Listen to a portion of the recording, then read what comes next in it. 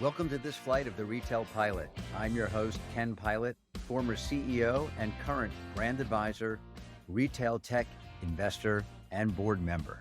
I'm thrilled to share with you the insights from some of retail's leaders and legends, as well as my perspective on retail today. This podcast is sponsored by the following.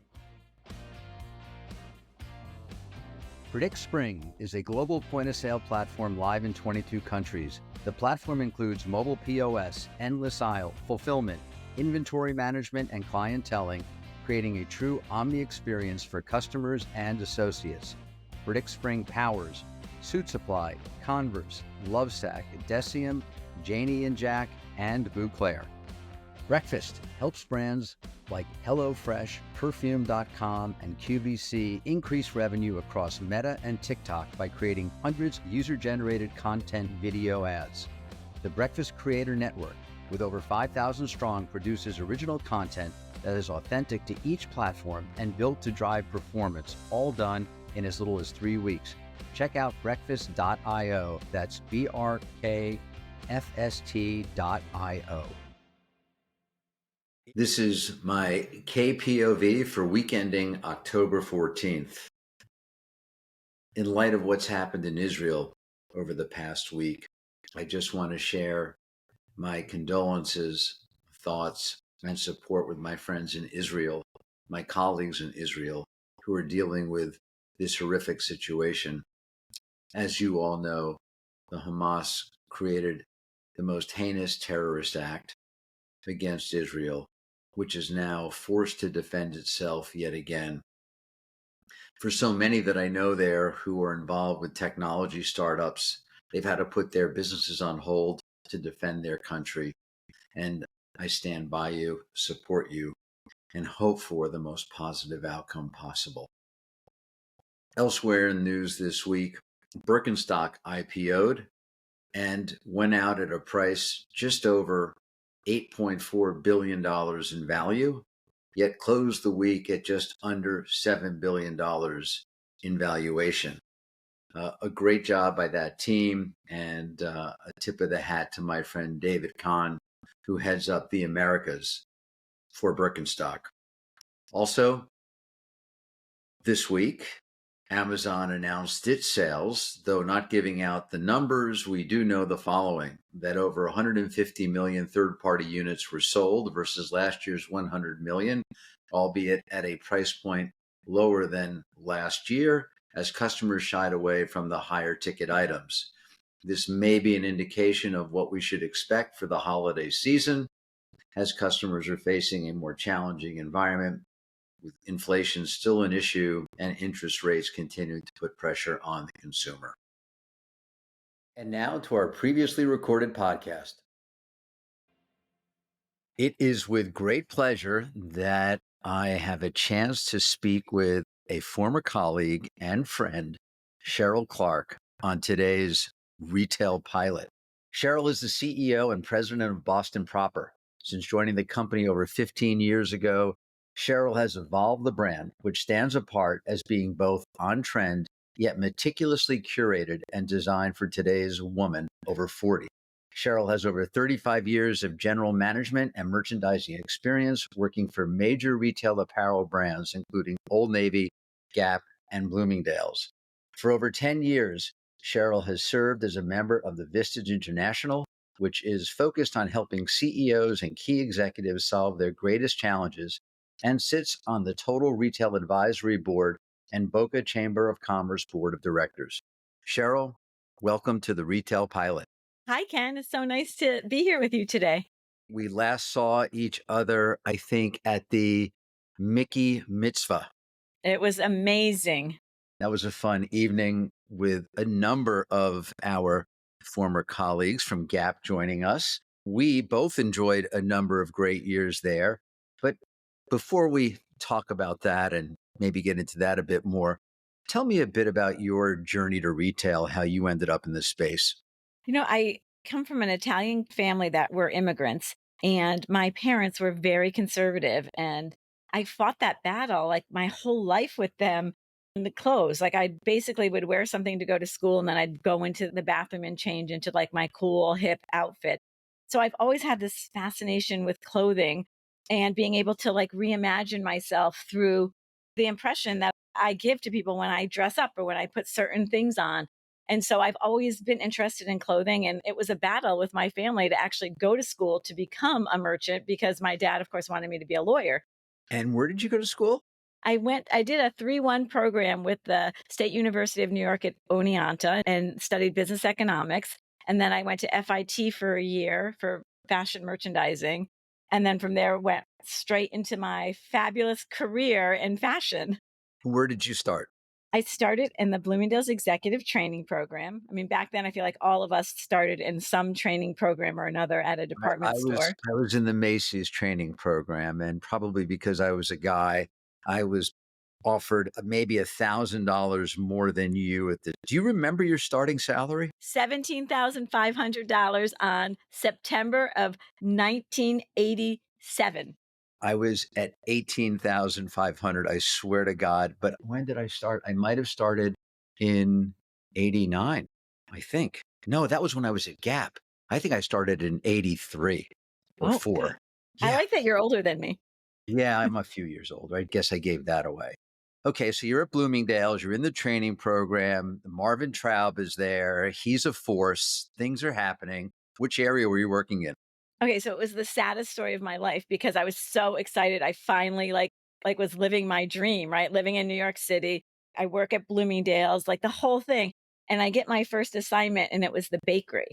And I was like so devastated because like out of all the things that I was wishing in the back of my mind, the bakery was obviously not anything near that. And I was so convinced, after I took like 2 subways and like walked a mile to get to my apartment in Bayside, Queens, that my dad was going to say, I told you so. And instead, through my tears and my emotions, he said, you go in there and you be the best buyer that bakery has ever seen. And so he totally pumped me up and I had an amazing experience. And then where did that lead you to? So I was with Bloomingdale's for almost 6 years. After the bakery, which was probably like a 3-month stint, I went back and forth because in the day you went back and forth from the working in the 59th Street store to the buying office and back and forth. So I was in Missy for a while, like the Studio B area at Bloomingdale's. And then I actually got an amazing opportunity to do private label and start one of their first private label programs. And it was just so refreshing to me because I was so sick of being a department store buyer where, everyone told you what your line was for Bloomingdale's, for Saks, for Macy's, and, no creativity and really not truly understanding the customer and what the customer wanted. So I did that my last 2 years there. And then I was like, I need a change. And from there, I went to Gap, where I met you and tons of other amazing people. And I was at the Gap for 16 years. You were most of your time was Old Navy. Talk to us a little bit about your career at Gap because, as most people know, there are multiple divisions: Gap, Old Navy, Banana Republic, and now Athleta. But you were really an Old Navy person, as I recall. I was. I did start at the Gap right under Lisa Salamone, and I had an amazing time, learned a ton. I was there for 6 years. I think my most memorable experience at the Gap was when there was a VP of men's job opening and they wanted me to interview for it. And I was like, no way, I'm a women's merchant. And I got called into Bob Fisher's office because he was like the acting, I think, Gap brand CEO at the time. And he was like, what's your problem? Like, you want to just be a women's merchant your whole life? Like, you don't want to aspire to do anything more than that? And I was like, no way, I'm going to run a company someday. And he was like, well, not if the only thing you can do is run women's apparel. So I took the job and it was an amazing experience and one that I tell people all the time, like, don't be short sighted when opportunities are put in front of you to learn and grow, maybe outside of your comfort zone. It's a good thing. And you don't have the perspective in the moment to say, hey, this is the right thing. Because had I not taken that job a couple years later, when the senior vice president of Old Navy, men's and women's, opened up, I probably wouldn't have been a candidate without that men's experience. So it was really probably one of the most memorable things I talk about in my Gap years. What From was there, though, I went to there Old Navy and was at Old Navy for 10 years, started before out as the VP of women's. before you hit on Old Navy? Tell me what was Gap doing then that it isn't doing now? I think we had a really strong handle on key items, but they had a twist. So there was a reason why you came to the Gap. We were in stock. We had great color explosions. Like, I mean, the denim walls that we had, like, we were the first in doing so many different things. I think their challenge right now is so monumental. I can't even go into it, but and there was a lot less competition in that playing field back then. So we could be stars. And I will say the marketing truly set us apart back then. And then getting behind the marketing with product, right? And driving that engine, right? Product and marketing. And then the store experience, like that whole thing was working so well and it was so fine tuned, both at the Gap and Old Navy. And I feel like now they've lost that. You move to Old Navy, you take on a major leadership role. Was this right at the launch of Old Navy, or were they already up and running? They were up and running. I think we probably had less than 100 stores. Jenny was running it. Maureen was running adults. Nancy Green was running kids at the time, kids and babies. So it was like great, iconic, women from the Gap that moved to Old Navy were now running Old Navy. And so, yeah, I took the VP of women's job under Maureen, and it was literally probably one of the most incredible experiences of my life, growing that brand. So at Old Navy, you went from VP of Women's, and what was your last job with Old Navy? My last job at Old Navy was executive vice president of all of merchandising. So I became the senior vice president of men's, which was really a great opportunity to continue to learn from the journey I had at the Gap running men's. And then they decided to consolidate, I think. I can't even remember back then, but then I got kids and baby and I was like the head merchant. It was so cool. So you were really running the entire business with Jenny, leading the team, which I recall at the time became bigger than Gap. It was really became the moneymaker for the corporation. Absolutely. I mean, it was like the inside secret for so long until we started breaking out each of the divisions that it was really Old Navy that was the steam behind Gap Inc. Although there was that division called Gap Outlet, as you recall, and we were making some pretty good money at the time too. But that was a lot of fun. I was running that for a number of years, and I think there was some competition between Old Navy and Gap Outlet, but maybe that was just in my mind. Maybe I was just competing when I was running Gap Outlet with Old Navy. Well, we all took the best sellers and basically recreated them. That's right. That's what we did. We basically, I think between Gap Outlet and Old Navy, we probably helped kill the Gap. Absolutely. Oh, well, you got to evolve. It's all about new product and newness. And then at some point, you just move on, which you did. You went to, was it Chico's at the time or Boston proper or how? Talk to me about your next move when you left Gap Inc. Yeah, so I left Gap Inc. in 2008. It was very painful, right? 16 years. In the last three was three CEOs, three brand presidents, right? Like everyone I admired had pretty much left the company. And I just felt like it was floundering. And it was time for me to do something different. And I didn't see a path forward for me there. So I started looking and I got a call about this company called Boston Proper. And I was like, I'm not moving to Boston and I'm not proper. And they were like, well, here's the good news. They're based in Boca Raton and they're not proper. And it was a family owned business.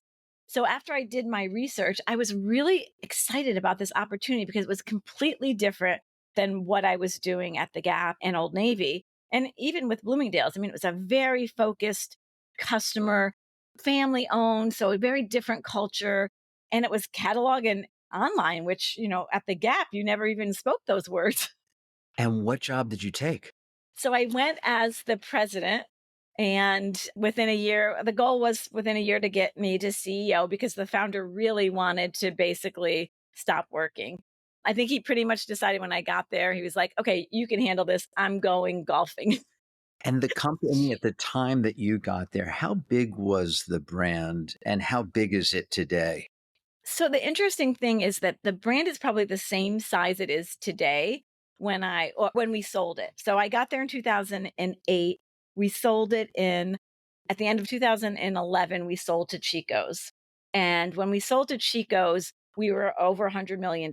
So and basically what happened is from the Chico's journey to the PE journey to where I am today, we're back at this, slightly over $100 million, but there is so much in between there, right? So you've got a family owned company, You've got me running the company as CEO. We sell to Chico. So amazing for our founder because he made a ton of money. The rest of us were left with a public company, very bureaucratic. They're in Fort Myers, we're in Boca, and an expense structure that was completely different than anything we've ever done. More like when I was at the Gap, right? Centralized HR, centralized sourcing, lots of different things that actually didn't work so well with Boston proper being a small brand, very scrappy, moves fast, had a great connection with the customer. Needless to say, it didn't work. Within, I think in 2015, they basically called me over there and I was like, oh, am I going to get fired today? And instead of getting fired, they said, we want you to sell the company. And, like, what do you need? Are you into it? And let's make it happen. And I was thrilled because I knew it wasn't working and I loved the brand so much. And I felt like there's going to be a crossroads where it's either me or it's them. And hopefully it's going to be me with Boston proper and exiting Chico's, which is what we ended up doing. So at the end of 2015, we sold to private equity and we're now part of Brentwood Associates. And we've been with Brentwood since then, which, you could say that seems like a long time to be with a private equity company.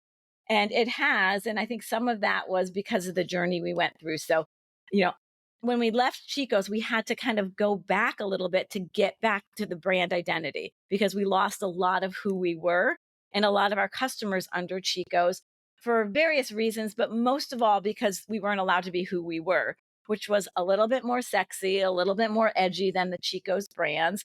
And we needed to get back to who we were for Lucy. And so we took that journey. We got profitable again. Cheryl, who is Lucy? Lucy is our customer. And one of the most amazing things I think I did for the brand was develop this profile and get the entire organization behind it. We developed the profile by studying Lucy through market research, through analyzing her data, and from one-on-one feedback with various Lucys. And then we collaborated with the teams here, and we basically came up with a demographic and psychographic profile that to this day still holds true. So Lucy is our customer and we love her. Everything we do is for Lucy and about Lucy. And we all talk about Lucy all the time. So great focus on Lucy. How are you thinking about the brand and scaling the brand? Because as you mentioned, 7 years with private equity is a long time. And generally, a sale would be something that would be considered after 5 years, up to 7 years. So you might have some anxious folks over there at Brentwood that would like to get some return on their investment. So how do you scale? What's the plan? How do you make the business bigger? So basically, we've done a couple of things. The first thing we needed to do was basically replace the whole infrastructure of the company. We were on a very antiquated, homegrown system, both from an ERP as well as an e-commerce platform. So about 18 months ago, we did the journey and we're now on Shopify and NetSuite. So thumbs up because that's like so amazing to just, I feel like it's the foundation of now building the house. And so for us, we've got a plan that basically is three pillars. The first pillar is really focusing on moving the organization who's very catalog focused from all of our tools and the systems outside of NetSuite and Shopify. We need to move them to being more customer focused and more fiscally driven than catalog driven. So it basically is going to involve an entire redo of how we develop product, the tools we use to analyze the business, assortment planning, all of that. So we're on a good path with that. We're hoping when we buy 2025, we'll be on this new platform and be able to use these tools to help us make better decisions for Lucy around the assortment. The second tier is really around customer experience. And you've helped us tremendously with all of your insight, Ken, on building this customer experience platform, as well as our third pillar, which is really going digital. I mean, there's so many different things between both building this platform, right? So from the customer experience, we launched Graphene. We're launching Loyalty in September. Gorgeous, which is an amazing platform that we've done for customer service as well as personalization. So we're basically becoming more IT focused and understanding now that we've got the platform. There's so many amazing apps and plugins that can allow us to be more more valuable to Lucy. And the more valuable we are to Lucy as a shopping experience as well as a brand, the more she's going to come back and we could be the competitive set. Let's take a quick break with a word from our sponsors.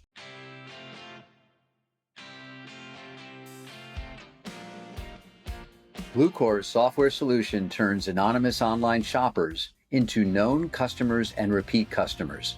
Bluecore enables retailers to personalize and optimize their email, SMS, and site marketing campaigns by delivering targeted and relevant messages based on where every customer is in their journey. Bluecore replaces annoying high-volume messaging with high-value messaging. Customers include Alo Yoga, Neiman Marcus, and Gap.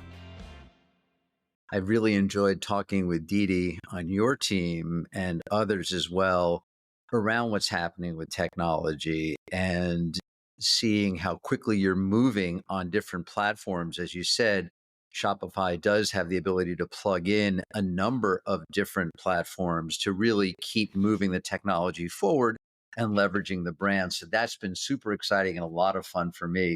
Tell me this, though, there are a number of areas of obvious growth that we've discussed, such as stores, maybe wholesale, there's international, there's licensing opportunity, even drop ship.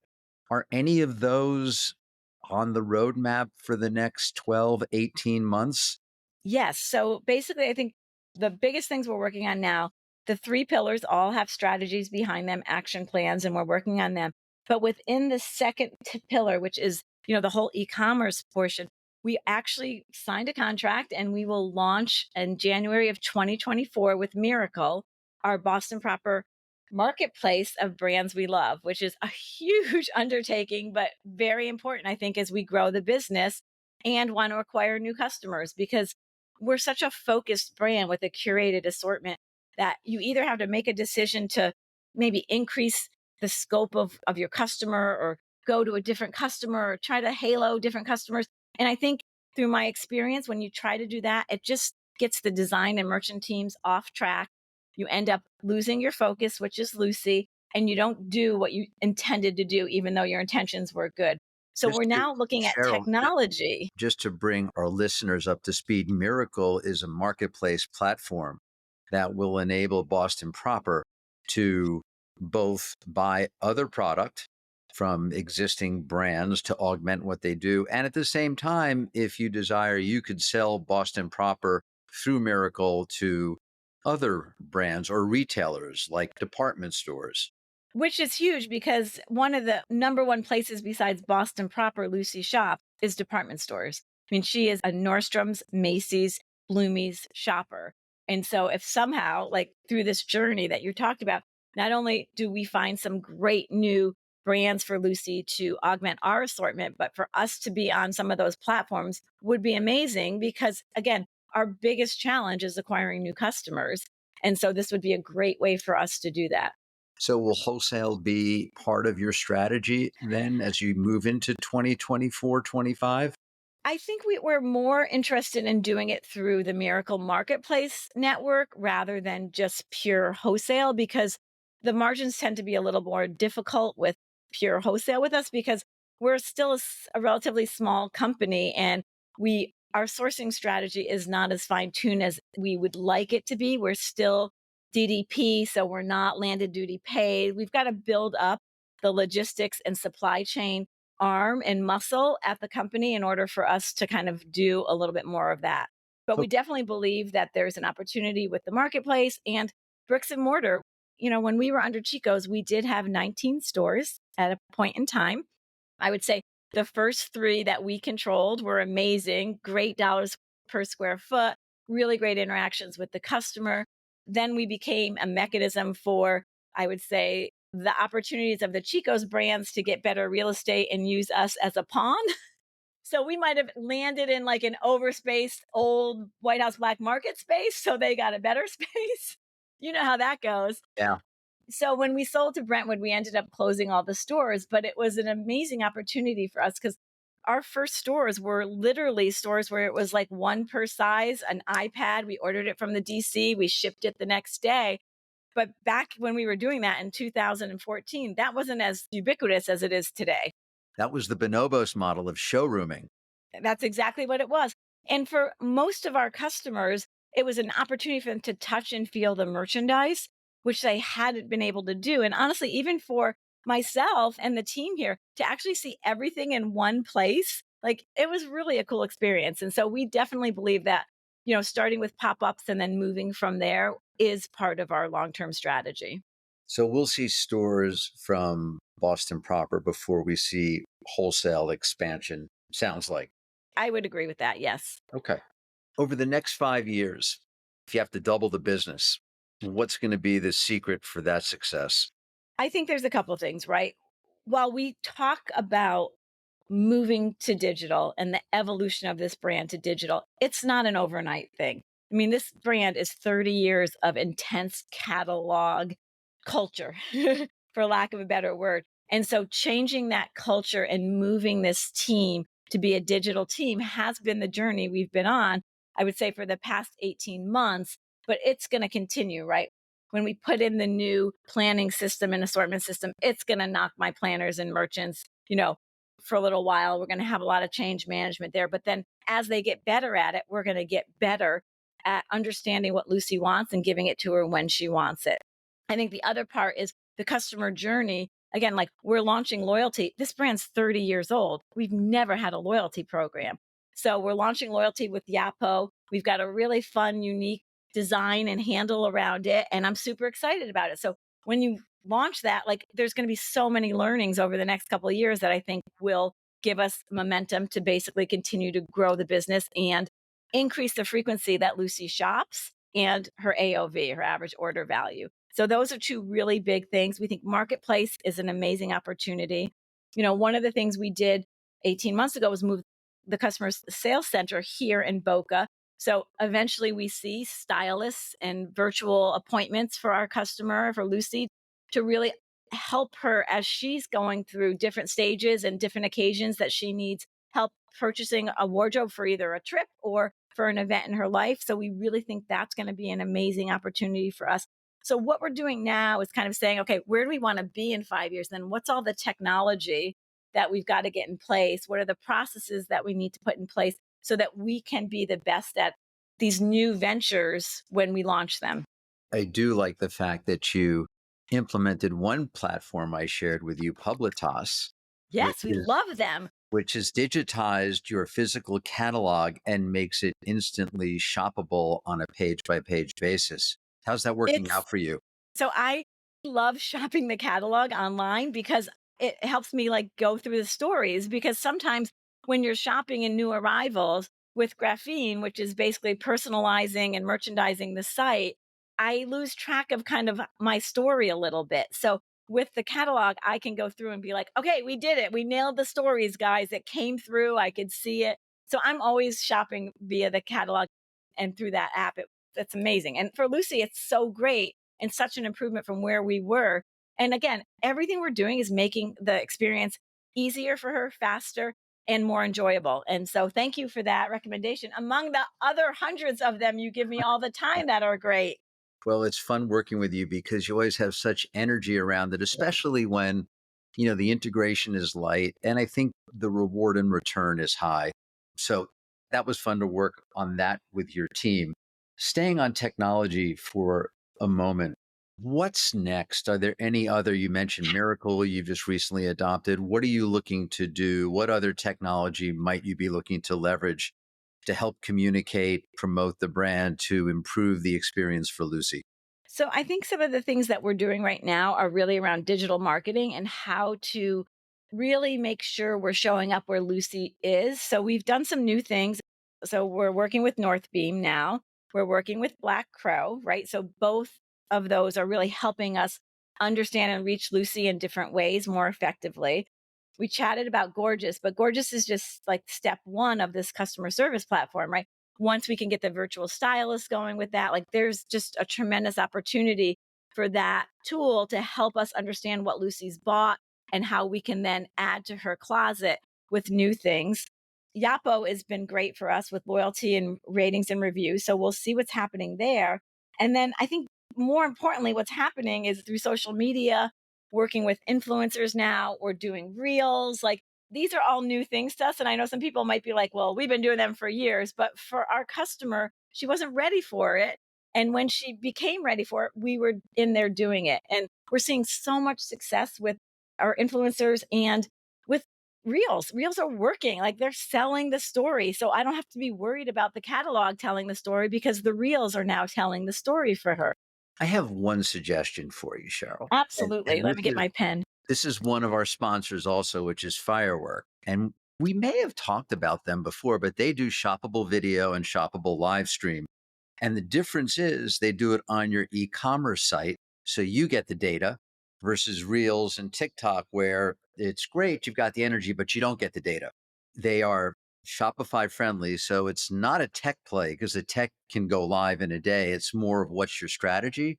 But I can so see you, Sheryl Clark, walking Lucy through live on your e-commerce site. Think HSN, QVC, walking her through with each delivery, showing her what are the key concepts, the key looks for the season that she must have. If you didn't take your site down personally, I don't know what would. I'm super excited. And I know my team is working with the fireworks team. Oh, that's great. Good. Excellent. Someone listened to me. Awesome. Rarely happens.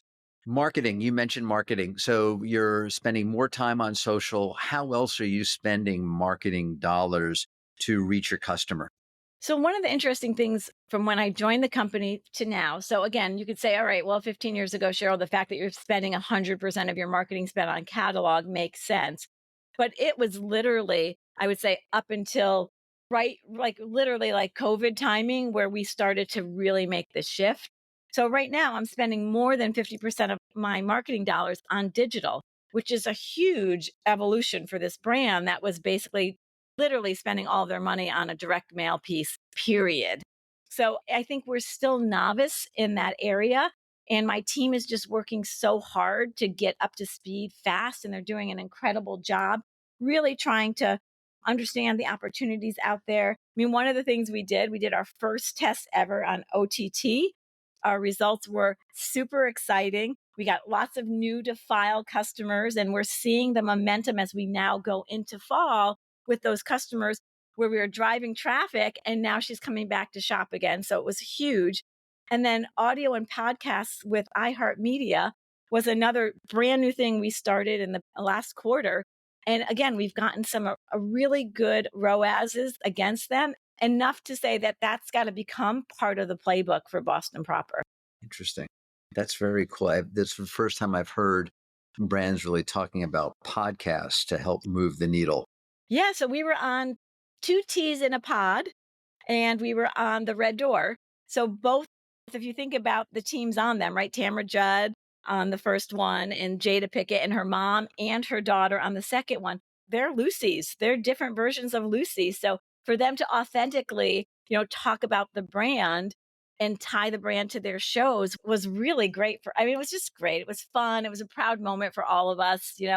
And even the streaming on OTT, like I went into my spin class and someone was like, I saw a commercial from you when I was on Hulu. And I was like, no way, that's so cool. You mentioned your team. How big is your team?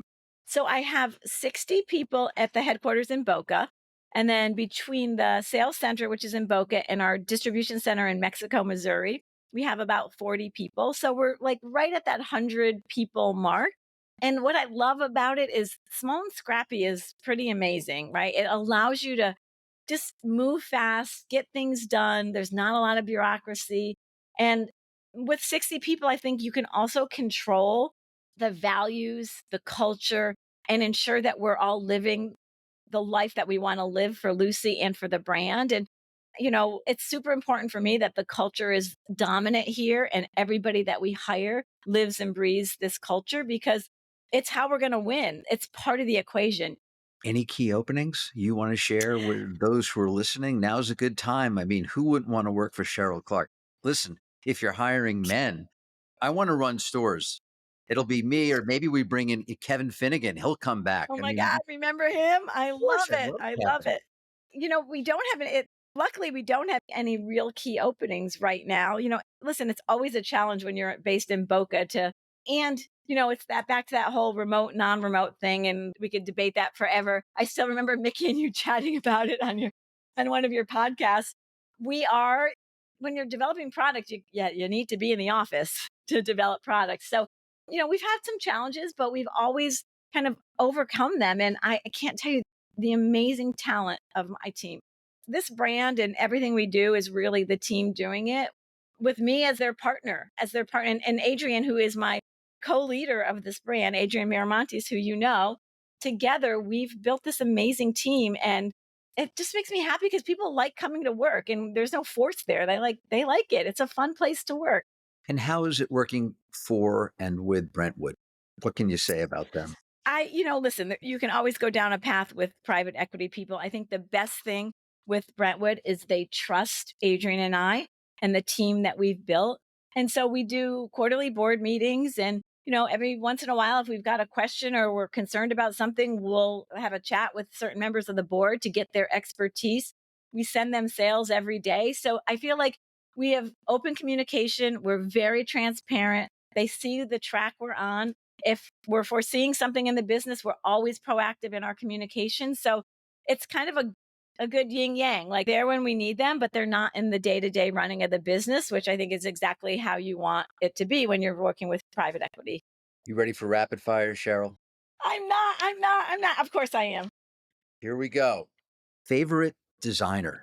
So my favorite designer isn't a single designer because, when I was shopping at the Gap, like I have a closet full of Chanel and Prada and YSL and Dolce. And so I love them all. I'm probably more in tune with the Italian designers because they're also great inspiration for Boston proper. So I follow them so closely. I love Jennifer Fisher. Her jewelry is amazing, right? I love my Prada and YSL and Gucci shoes. I love Veronica Beard. You got to get her on your show. The Veronica's I on your have the show. Veronicas. Yes, you're right. Yes, the Veronicas I love need them. to They be make the on. best jeans. And I'm trying to get my Boston proper jeans out there too. But I will say they were my inspiration. I wear them all the time. If you could be the CEO of any company other than Boston proper, what company would that be? I have always had a love for Chrome Hearts, like a such a desire and love for that brand, for the authenticity, for the family running it, and now the kids are involved. Like everything about them, I love. We're big Chrome Hearts shoppers. Colson's number one thing. Like Colson's my grandson, who's 18 months old. He probably has more Chrome Hearts than most people. Jewelry, clothes, everything. We're big Chrome Hearts people, and I just fascinated by the fact that they basically do what they do and don't really care about anything other than the authenticity of who they are and their brand. And that's so refreshing. So yeah, man, that would be a cool job. Yeah, that'd be quite a contrast from Lucy. Absolutely. What is your favorite question when interviewing a new candidate? All right, you're not going to be surprised by this, but my number one thing is, what are you passionate about? Like, tell me about your passion. I'm such a passionate person.